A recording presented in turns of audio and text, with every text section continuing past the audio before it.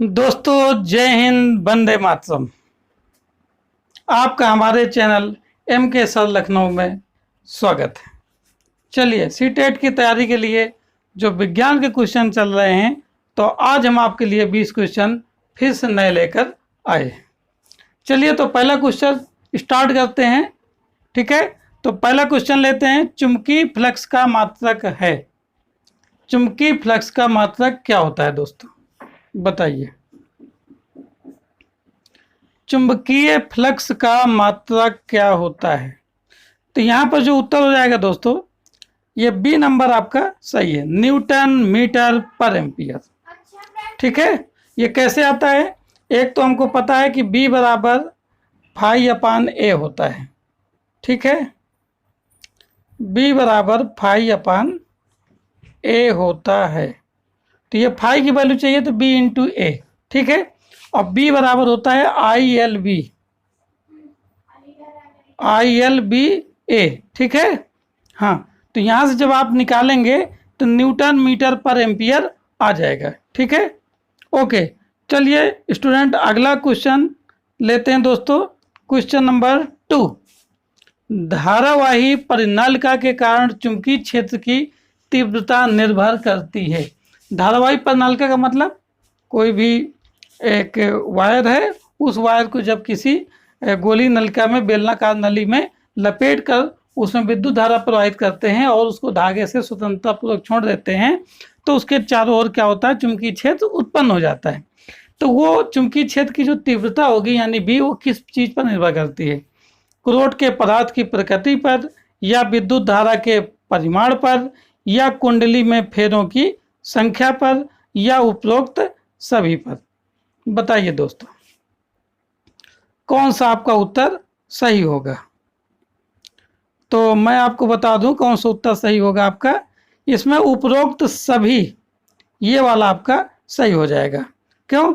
क्योंकि जो चुंबकीय क्षेत्र की तीव्रता क्रोट के पदार्थ की प्रकृति पर भी निर्भर करता है, विद्युत धारा के परिमाण पर भी निर्भर करता है, कुंडली में फेरों की संख्या पर भी निर्भर करता है, अर्थात तीनों उत्तर आपके सही हैं।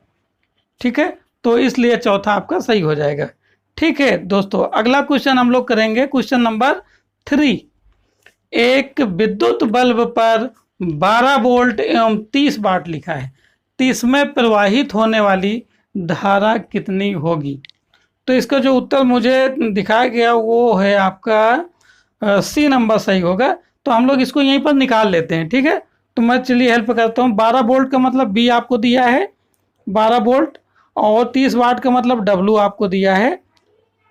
सुन एक सेकेंड, 12 वोल्ट यानी बी दिया है आपको 12, और 30 वाट का मतलब पी इक्वल दिया है 30। ठीक है, हाँ। अब आपको क्या चाहिए? प्रवाहित होने वाली धारा। तो फार्मूला होता है स्टूडेंट, P बराबर B इंटू आई। तो P कितना है 30, और B अपान में आ जाएगा इधर, तो कितना होगा 12। 12 से भाग देंगे 30 को, तो सही उत्तर, ठीक, सी नंबर ही आपका सही होगा। ओके स्टूडेंट, दोस्तों अगला क्वेश्चन हम लोग करेंगे। Question number 4। ओम के नियम का सूत्र है। ओम के नियम का सूत्र है, ये तो आपको मालूम ही है दोस्तों। सी नंबर आपका सही होगा, बी बराबर आई इंटू आर। चलिए नया क्वेश्चन लेते हैं। Question number 5। कोई वस्तु केवल आंखों से देखने पर जितनी बड़ी दिखाई देती है, किसी प्रकाशिक यंत्र से देखने पर अपेक्षाकृत बहुत बड़ी दिखाई देती है। कहने का मतलब ये है कि हम किसी भी वस्तु को आंख से जितना बड़ा देखते हैं, अगर हम किसी प्रकाशिक यंत्र यानी जैसे दूरदर्शी का प्रयोग करें या सूक्ष्मदर्शी का, तो वस्तु हमको ज़्यादा बड़ी दिखाई पड़ती है, ये कह रहा है। तो इसका कारण क्या है? प्रकाशिक यंत्र द्वारा वस्तु की अपेक्षा क्या होता है? प्रतिबिंब अधिक बड़ा बनता है, या प्रतिबिंब आंखों के निकट बनता है, अधिक निकट बनता है, या प्रतिबिंब में अधिक बड़ा अधिक निकट बनता है, या चौथा उत्तर है दोस्तों, वस्तु की अपेक्षा प्रतिबिंब द्वारा आंख पर अंतरित कोण अपेक्षाकृत बड़ा बनता है।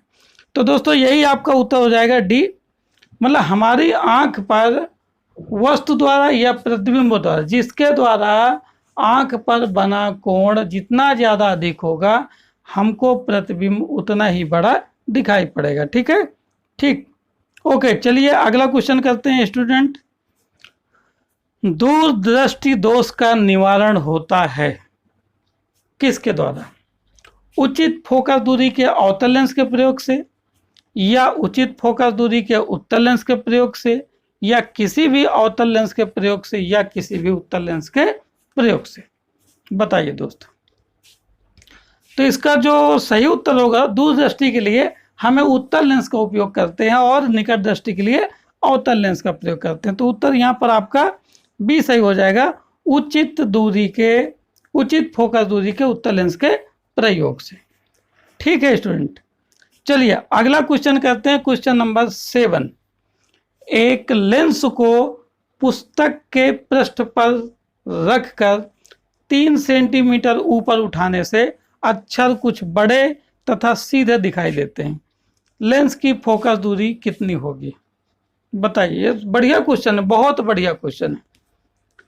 मतलब उत्तल लेंस हम लेते हैं, ठीक है, एक लेंस लेते हैं, उत्तल लेंस तो नहीं लिखा है, लेंस लेते हैं और उसके नीचे हम बुक रखते हैं और अक्षर को देखते हैं, उसको उठाते हैं तो 3 सेंटीमीटर उठाने से अक्षर कुछ बड़े दिखाई पड़ते हैं और सीधे दिखाई पड़ते हैं। तो लेंस की फोकस दूरी कितनी होगी?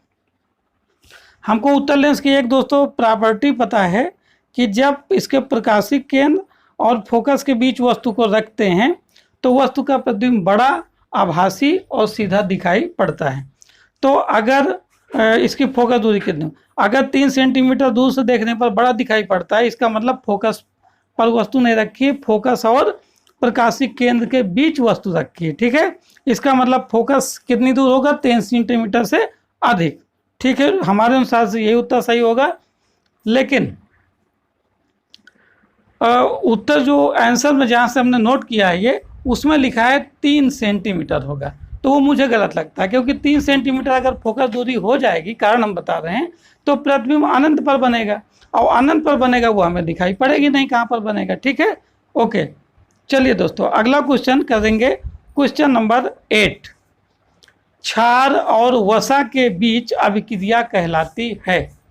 क्षार और वसा के बीच अभिक्रिया किस प्रकार की कहलाती है?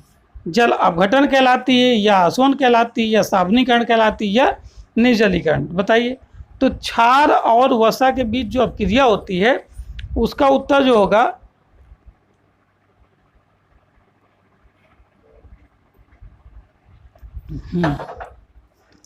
उसका उत्तर जो होगा आपका दोस्तों वो सी आपका हो जाएगा। कौन सा हो जाएगा? सी आपका उत्तर हो जाएगा। ठीक, सावनीकरण कहलाती है। ओके, चलिए अगला क्वेश्चन लेते हैं दोस्तों, क्वेश्चन नंबर 9। प्राकृतिक गैस का मुख्य घटक है। प्राकृतिक गैस का मुख्य घटक कौन? नेचुरल गैस का मुख्य घटक कौन सा गैस सबसे ज़्यादा उसमें होती है? तो इसका जो उत्तर है दोस्तों ए के साथ चला जाएगा, मीथेन गैस मुख्य घटक होती है। चलिए अगला क्वेश्चन करते हैं दोस्तों, क्वेश्चन नंबर 10। मार्स गैस है कौन सी है? बताइए। C2H4 या C2H2 या CH4 या C2H6? तो यहाँ पर मेथेन उत्तर होगा दोस्तों, सी नंबर आपका सही होगा, CH4 मार्स गैस कहलाती है। ठीक है, कहाँ पाई जाती है? सड़ी गली जगहों में, दलदल वाली जगहों में, धान के खेतों में, यहाँ पर मार्स गैस पाई जाती है, यानी मेथेन गैस। ठीक है दोस्तों, अगला क्वेश्चन करते हैं, क्वेश्चन नंबर 11। RCN सूत्र के यौगिक कर, आर क्या होता है? एल्किल होता है, जैसे CH3 मेथिल होता है। ठीक है, और ये किसका खुला रहता है? यहाँ पर आपका क्या होता है? क्रियात्मक समूह आ जाता है, जैसे CN है साइनाइड। तो इस प्रकार से बने यौगिक क्या कहलाते हैं दोस्तों? तो यहाँ भी उत्तर आपका हो जाएगा, नाइट्राइल यौगिक कहलाते हैं। ठीक है, आगे आते हैं, क्वेश्चन 12 लेते हैं दोस्तों। आवर्त सारणी के 6वें आवर्त में तत्वों की संख्या है कितनी है दोस्तों? 18 है, या 32 है, या 36 है, 46? बताइए दोस्तों। बहुत बढ़िया, को आवर्त सारणी हम लोगों को आनी चाहिए। ठीक है, तो आवर्त सारणी में जो आपका 6वां आवर्त है, पहला आवर्त, दूसरा आवर्त, तीसरा, चौथा, 5वां, 6वां, 7वां, 7 आवर्त होते हैं टोटल। तो पहले आवर्त में 2 तत्व होते हैं, दूसरे में 8, तीसरे में 8, चौथे में 18, 5वें में 18, तो 6वें में कितने होते हैं दोस्तों? 32 तत्व होते हैं। तो आंसर कौन सा हो जाएगा? बी नंबर आपका, ठीक है। चलिए अगला क्वेश्चन लेते हैं दोस्तों। क्वेश्चन नंबर 13, तप्त यानी गर्म, CuO यानी क्यूप्रिक ऑक्साइड, यानी क्यूप्रिक ऑक्साइड पर NH3 यानी अमोनिया गैस प्रवाहित करते हैं तो क्या बनता है? तो यहाँ पर जो उत्तर होगा दोस्तों आपका सी नंबर सही हो जाएगा, नाइट्रोजन गैस बनती है, ठीक है। ओके, चलिए ये अब क्रियाएं हैं, इनको आपको बड़े अच्छे ढंग से समझ के करना पड़ता है, याद भी रखना पड़ता है, ठीक है। ओके, चलिए अगला क्वेश्चन करते हैं दोस्तों। क्वेश्चन नंबर 14, प्रगलन के समय गालक का कार्य है। गालक क्या करता है? अशुद्धियों से क्रिया करके गैंग बना लेता है, उसको अलग करने के ये काम आता है। तो इसका जो उत्तर हो जाएगा दोस्तों बी नंबर आपका सही हो जाएगा, गैंग पृथक करने में, ठीक है। ओके, अगला क्वेश्चन करते हैं दोस्तों। क्वेश्चन नंबर 15, जीवन की उत्पत्ति हुई कहाँ पर हुई? स्थल पर हुई दोस्तों, वायु में हुई, सागर में हुई, किसी में नहीं, बताइए। तो यहाँ जो है उत्तर आपका दोस्तों सी के साथ सही हो जाएगा, सागर में हुई ऐसा माना जाता है, ठीक है दोस्तों। अब क्वेश्चन नंबर 16 करते हैं। निषेचन के बाद मनुष्य में XX के मिलने से उत्पत्ति होगा या होगी? लड़का बनेगा, उत्पत्ति होगी, जन्म होगा, या लड़की का, या दोनों का, या इनमें से कोई नहीं। तो दोस्तों यहाँ पर जो उत्तर हो जाएगा वो बी नंबर सही हो जाएगा, लड़की। जब XX होते हैं तो लड़की, जब XY होते हैं तो लड़का, ठीक है। ओके, चलिए अगला क्वेश्चन करते हैं। मेंडल का जन्म किस देश में हुआ था? मेंडल, ठीक है, इन्होंने आनुवंशिकता के बारे में बताया था, जिन्होंने मीठी मटर में प्रयोग भी किया था, ठीक है। तो मेंडल का जो जन्म है ये कहाँ हुआ था दोस्तों? ये हुआ था आपका ऑस्ट्रिया में। कहाँ हुआ था? ऑस्ट्रिया में हुआ था, ठीक है। ओके दोस्तों, तो यहाँ पर जो उत्तर होगा आपका बी नंबर आपका सही हो जाएगा, ठीक। ओके, आइए अगला क्वेश्चन करते हैं दोस्तों। क्वेश्चन नंबर 18, कैंसर हो सकता है, किससे हो सकता है? LSD से, अफीम से, तंबाकू से, या कॉफ़ी से? तो जो कैंसर होता है वो खूब प्रचार में भी आता है, ये होता है दोस्तों सी नंबर सही है, तंबाकू से होता है, ठीक है। चलिए अगला क्वेश्चन करते हैं दोस्तों, second last question. Question number 19, मनुष्य में निषेचन की क्रिया होती है, कहाँ होती है ये बताना है आपको। गर्भाशय में होते हैं, या अंडवाहिनी में होती है, या योनि में होती है, या अंडाशय में होती है? किस में उत्तर होगा? तो ये निषेचन जो होता है मनुष्य में, निषेचन क्रिया, वो भी उत्तर सही हो जाएगा, अंडवाहिनी में होती है, ठीक है दोस्तों। चलिए लास्ट क्वेश्चन करते हैं आज का। क्वेश्चन नंबर 20, रुधिर में शर्करा की मात्रा का नियमन किया जाता है, किसके द्वारा नियमन किया जाता है? मतलब हटाया जाता है शर्करा को, जो अगर ज़्यादा मात्रा में हो गई तो खत्म कौन करता है इसको? यहाँ पर जो उत्तर होगा दोस्तों सी नंबर सही हो जाएगा, इंसुलिन द्वारा, ठीक है। ओके, तो आज के लिए दोस्तों इतना ही। अपना ख्याल रखिए, अपने भविष्य को बेटर बनाइए, तैयारी कीजिए अच्छे ढंग से, और किसी भी तरीके की साइंस में प्रॉब्लम आती है तो आप हमसे ज़रूर सहयोग ले सकते हैं, ठीक है। ओके, थैंक यू, जय हिंद, वंदे मातरम।